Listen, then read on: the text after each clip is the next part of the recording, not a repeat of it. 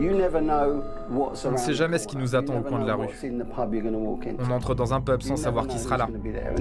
C'est cette excitation, cette ignorance qui provoque une montée d'adrénaline.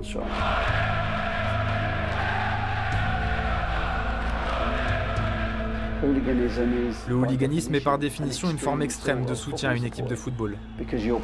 C'est quand on est prêt à se battre pour la réputation, l'honneur et le nom de son club de foot. La violence en fait partie et c'est presque une culture schizophrène des bandes. C'est une culture de bande à temps partiel, où on peut faire toutes ces choses et se comporter mal.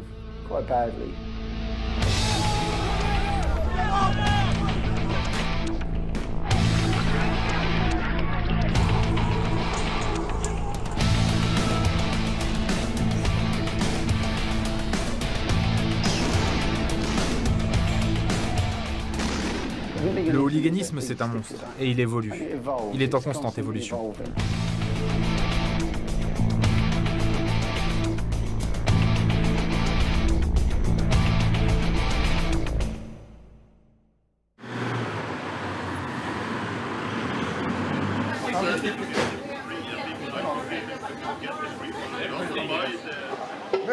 Ouais, salut. Ok, ça marche, je m'en occupe.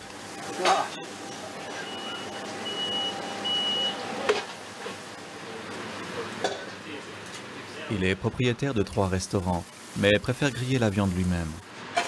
Ce ne sont pas seulement ses employés et ses clients qu'il appelle chef. Le chef, c'est le surnom du fondateur des Wise Men de Göteborg, l'une des bandes des ultras de foot les plus violentes d'Europe. À l'époque, Göteborg était une équipe sympathique. On n'avait pas vraiment d'ennemis. Les gens venaient seulement regarder le foot, emmenaient leur famille et tout. Stockholm, d'autre part, avait des supporters beaucoup plus violents. Et pour eux, nous étions des cibles faciles. Ils ont donc commencé à venir ici, à ravager les pubs et à harceler les gens. Certains d'entre nous ont eu assez et se sont dit « Ok, on va mettre fin à tout ça, on va riposter ». Au début, ça ressemblait plus à de la légitime défense. Après un certain temps, on a compris qu'on était meilleur et on a commencé à être plus offensif. On a commencé à voyager à l'étranger ou à Stockholm. Moi, j'ai été poignardé. J'ai eu 2 côtes cassées, un bras cassé. Avant, c'était plutôt old school. Ravager des pubs, se bagarrer sans aucune règle, les gars utilisaient des bâtons, des couteaux, des bouteilles, des chaises, tout ce qui nous passait sous la main. Maintenant, c'est plus violent, mais la violence était pire à l'époque. Les gens n'avaient pas de règles, en fait, ils voulaient juste s'entretuer. En fin de compte, l'un de nos gars est mort. À présent, c'est plus comme un sport. On a des combats dans la forêt.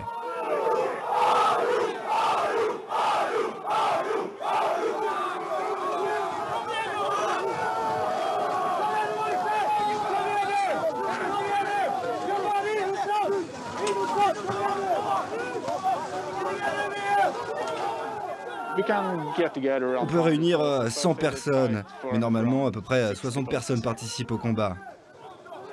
Quand on est jeune, il faut vraiment se montrer, il faut participer à tous les combats.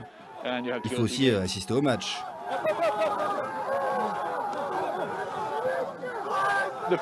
Les combats sont vraiment importants. On ne peut pas se plaindre en se disant « Ma petite copine ne veut pas me laisser y aller ». Il faut y aller.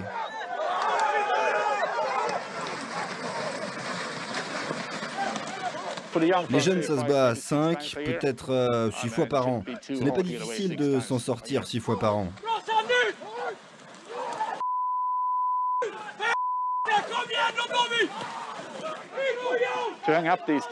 Pour être en forme, il faut s'entraîner au moins 3 fois par semaine. Il faut vraiment être en forme.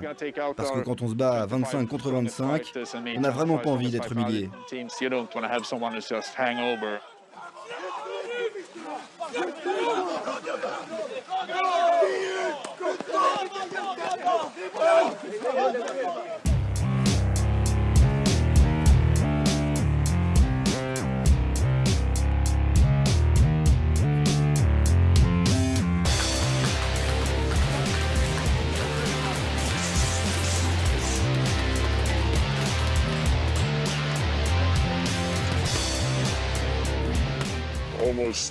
Presque tout le monde ici va au match et pratique des styles de combat différents.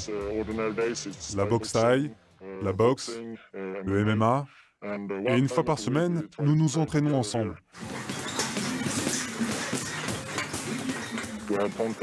Nous avons des contacts avec Djurgården. On va voir où ils seront lundi.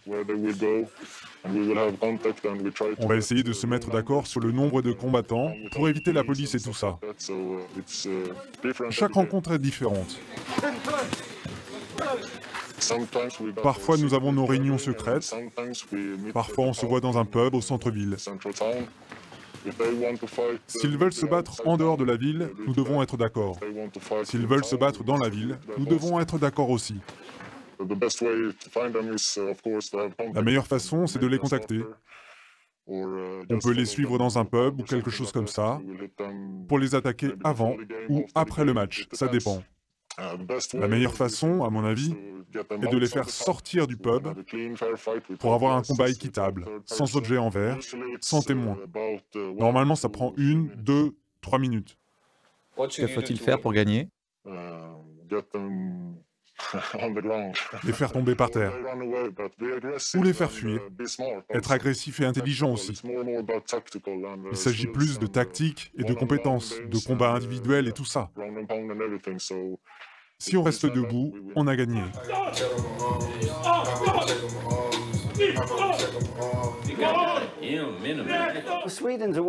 La Suède m'a toujours intéressé. De tous les clubs que j'ai vus en Scandinavie, ce sont probablement les plus fous. Je crois que leurs fans sont les plus durs. Ça fait bien peur.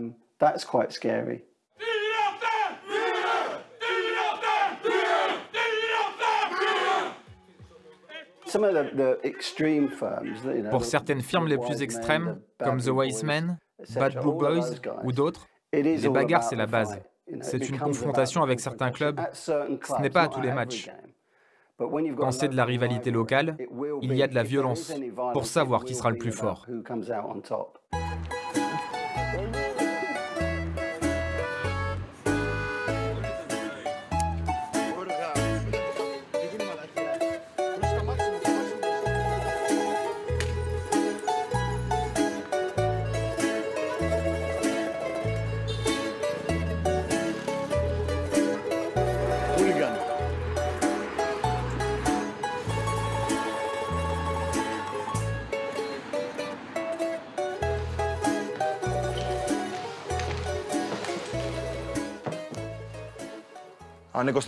Je suis dans la bande Get Seven depuis 15 ans.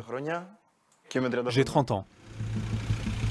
La capitale grecque est divisée en zones d'influence entre les verts et les rouges. Les hooligans qui soutiennent Panathinaikos et Olympiakos. Nous circulons à travers la région. Nos gars essaient de les localiser avant chaque match. Nous cherchons toujours une occasion pour les attaquer.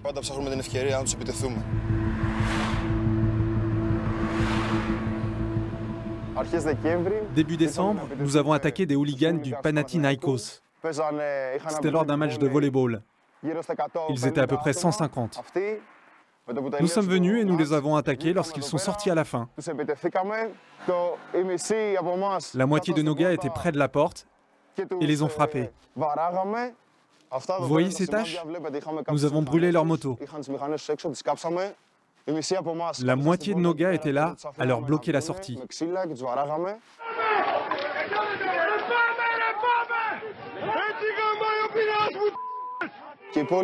Nous les avons battus avec des matraques. Le reste d'entre nous a commencé la bagarre. Ils étaient 150 et nous à peu près 70. Peu importe le sport, nous voulons toujours nous battre avec nos rivaux. En octobre 2016, nous avons eu une bagarre avec des hooligans de l'AEK. À 70 contre 70. Des cocktails Molotov, des bombes fumigènes et des bâtons. À la grecque.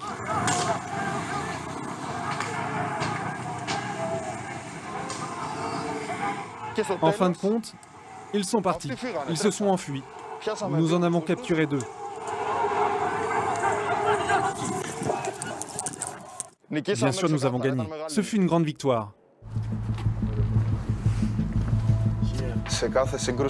Dans chaque bagarre, il y a des blessés des deux côtés. Pourtant, par respect envers les morts, je n'en parlerai plus.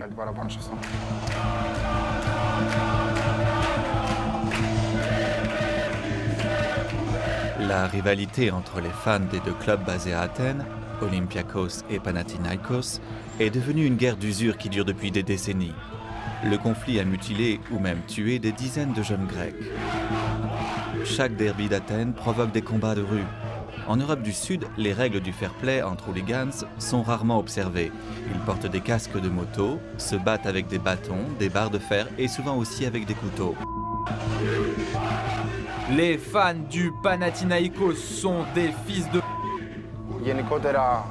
Ils nous cherchent dans les rues et nous aussi. C'est pas dans nos habitudes de se retrouver dans la forêt.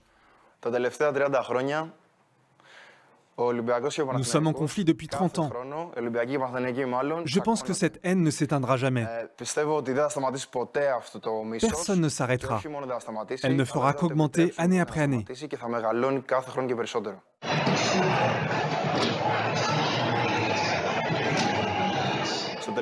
La dernière bagarre avec AEK a eu lieu quand la police nous a provoqués après notre défaite. Nous les avons affrontés pendant une demi-heure.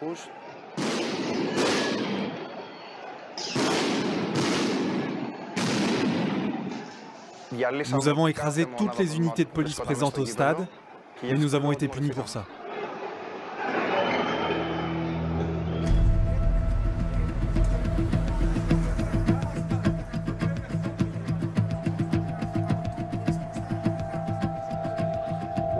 Les fans de l'Olympiakos ont été bannis des 2 prochains matchs de l'équipe. Pourtant, même si aucun spectateur ne pourra assister au prochain match, cela ne veut pas dire qu'il n'y aura pas de bagarre. Les hooligans de l'Olympiakos parcourent la ville à la recherche de groupes rivaux. 2 heures avant le début, des éclaireurs informent avoir repéré une vingtaine de hooligans de Panathinaikos. Un groupe de rouges s'y rend immédiatement, en prenant tout ce qu'ils pourraient utiliser comme arme.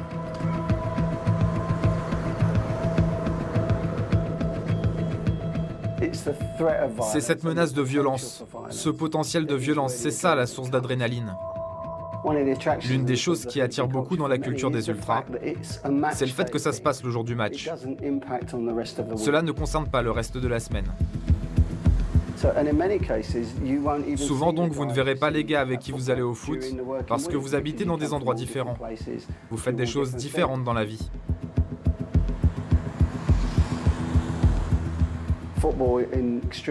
Le football et la politique extrême ont toujours été liés, car le football offre une très bonne possibilité de recruter ces personnes.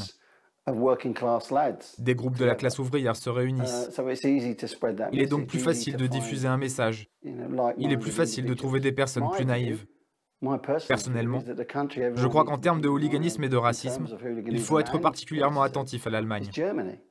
Suite à la situation difficile en matière d'immigration, la colère devient de plus en plus forte et la situation empire.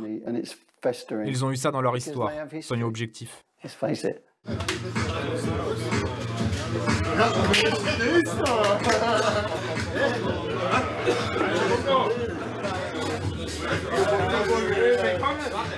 Quelques heures avant le match, les hooligans et les ultras de Stuttgart se rassemblent dans un club informel où seuls les membres du groupe peuvent entrer.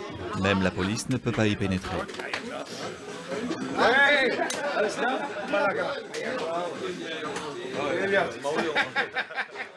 C'est le bar privé où nous nous rencontrons avant les matchs. C'est un lieu privé, il y a environ 150-200 personnes. Nous restons ici, nous prenons un verre ou deux et puis nous allons au stade ensemble. Andreas est un vétéran du mouvement des hooligans à Stuttgart. Membre distingué du groupe, il a commencé à se battre dans les années 80. C'est l'un des rares à ne pas avoir peur de montrer son visage. Avant, quand j'étais petit, on n'utilisait pas le mot hooligan. Ce terme est venu d'Angleterre plus tard. Je pense qu'il y avait moins de règles auparavant, elles ont été formulées plus tard, genre ne pas attaquer ceux qui sont sur le terrain. Il n'y avait pas de mot hooligan. Si les fans venaient au stade, la bagarre était garantie. Nous étions vraiment jeunes, 14 ou 15 ans, nous avons eu un match à l'extérieur à Karlsruhe. Nous sommes à peine sortis du train, les poches pleines de pierres, et la bagarre a commencé à la gare. C'était ma première grande bataille de football. On a ce sentiment d'unité, on sait qu'on peut faire confiance à la personne à droite ou à gauche. Ce qu'on apprécie, c'est cet esprit d'équipe. On se bat ensemble avec ses amis et ses frères. La première fois que je me suis retrouvé dans cette situation, non, je n'avais pas vraiment peur. J'étais nerveux et j'ai cessé de retenir mes coups. Et là, les choses ont suivi leur cours. On a l'impression d'être dans un film. On donne tout pour sa ville.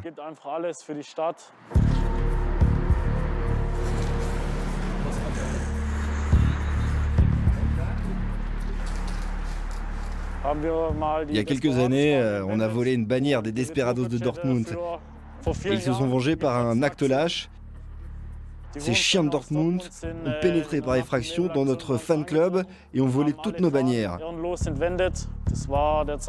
C'est là qu'a commencé la véritable rivalité entre nos clubs.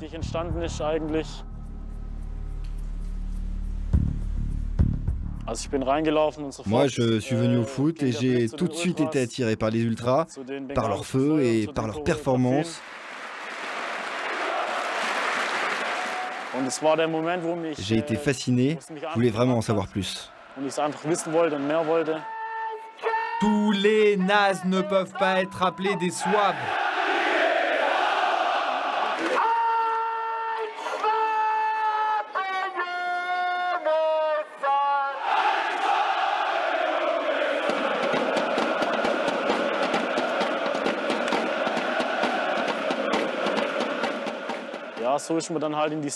C'est comme ça que je suis entré dans le groupe. J'ai rencontré ces gens et je me suis fait pas mal d'amis.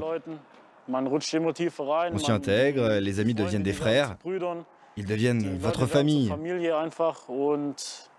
Et nous avons une cause que nous défendons ensemble. Ça devient votre vie. Certaines personnes commencent comme ultras et rejoignent les hooligans plus tard parce qu'ils veulent plus d'action. Nous avons beaucoup de problèmes avec la police. Nous ne frappons pas les innocents, bien sûr. Il y a toujours eu de la violence dans la société. Chaque siècle a connu des groupes violents. Et je pense que ça fait vraiment partie de nos vies.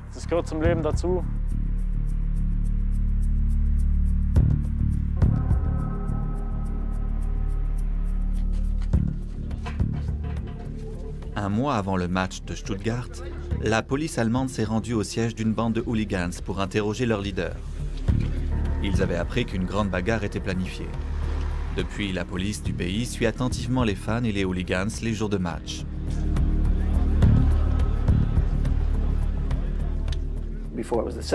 Avant, c'était par téléphone portable. Maintenant, ils utilisent Internet pour établir le contact. Et ils le font de la manière la plus anonyme possible, dans le secret. Cela ajoute un peu plus d'attractivité. On s'excite en planifiant tout ça. Il s'agit d'harceler, de surmonter, de décider qui est le plus brave, le plus fou, et le mieux organisé, le plus violent, le mieux armé. Ça devient presque une guerre.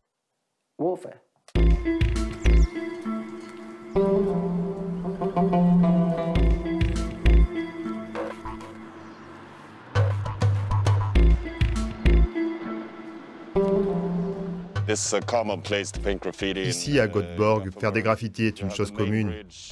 Là, il y a le pont principal de Göteborg. Il est bien situé, on peut voir les images chaque fois qu'on passe par le pont.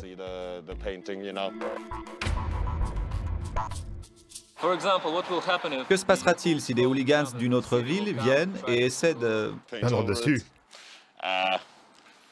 Bien sûr, ce ne sera pas bien, il y aura une réaction. Je vis la vie de hooligan 24 heures sur 24, 7 jours sur 7. Les jours de match, on fait tout ce qu'on peut. Si on a une chance de se battre, on se prépare plus que pour le match lui-même. Mais ça dépend aussi du match et du type de bagarre. J'espère que nous allons nous battre. Djurgården, c'est un rival très important.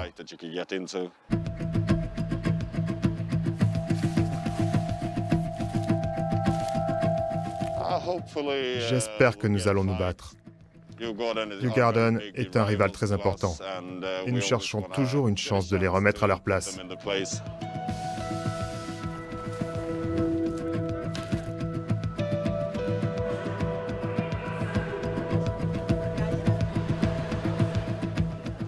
Nous n'avons pas de bonnes relations avec les flics, bien sûr. Ils essaient de nous bloquer, mettre fin à nos bagarres. Tous les flics sont des...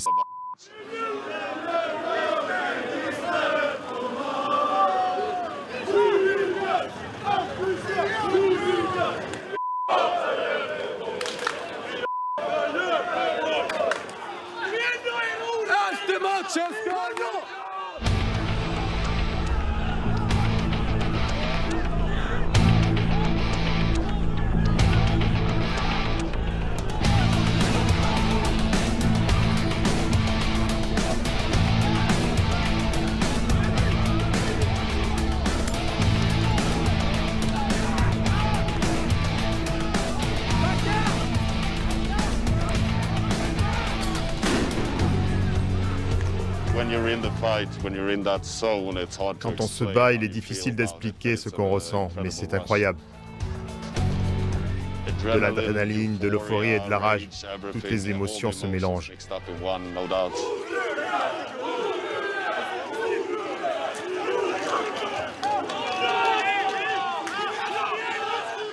La police bloque toujours tout. On a beaucoup de problèmes en Suède, mais les hooligans sont vraiment la cible numéro 1. J'ai vraiment du mal à comprendre ça, parce qu'ils savent que nous avons nos règles. Bien sûr, nous nous défonçons dans les champs, mais encore une fois, on n'en fait pas trop. Quand on est par terre, on est par terre. Personne ne marche ni ne saute sur les gens. Et ils le savent aussi. Du coup, c'est vraiment ça que je comprends pas. Si nous avions tué l'un d'eux, tout cela aurait pris une autre tournure. Ce serait comme un derby de Cracovie en Pologne ou un truc comme ça. Nous nous entretuerions et nous ne le voulons pas. Avez-vous déjà été sur le point de mutiler ou de tuer quelqu'un? Oui, oui. Comment c'était? C'est une bagarre, on vous frappe, vous frappez, et à la fin, vous gagnez le combat. Parfois, il est difficile de s'arrêter. Ce gars m'avait cassé le nez et une dent. Bien sûr, je profiterai de l'occasion pour lui donner un ou deux coups dans la tronche.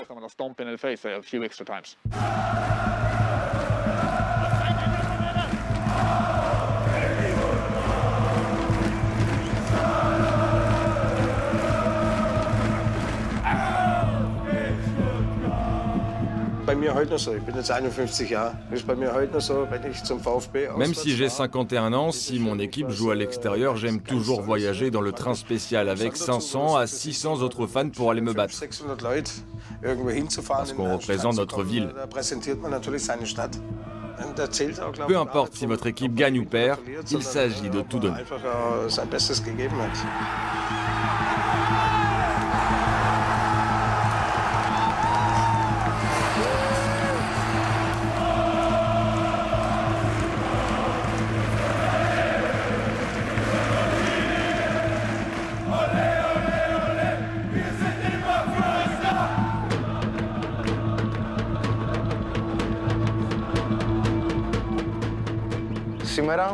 Nos camarades les ont suivis, mais pour rien.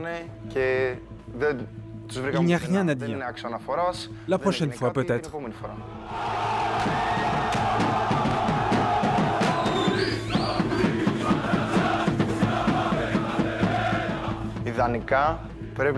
L'idéal, c'est de gagner à la fois sur le terrain et dans la rue. Chacun a sa place. Si j'avais à choisir, j'opterais au moins pour un match nul et pour notre victoire dans la rue.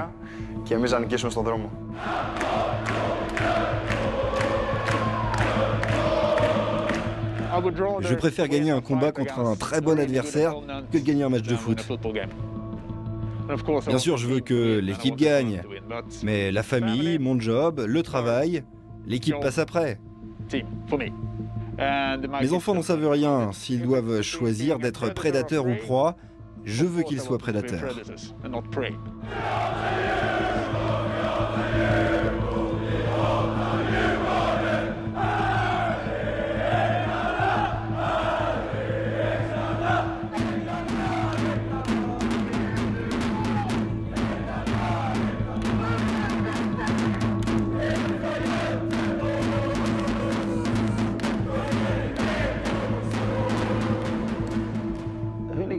Le hooliganisme est un monstre qui évolue. Je ne sais pas vraiment ce qui va se passer à l'avenir. Le fait qu'on en parle toujours à la télé prouve que le problème n'a pas été réglé. Il ne le sera jamais. Ils savent qu'ils ne le régleront jamais.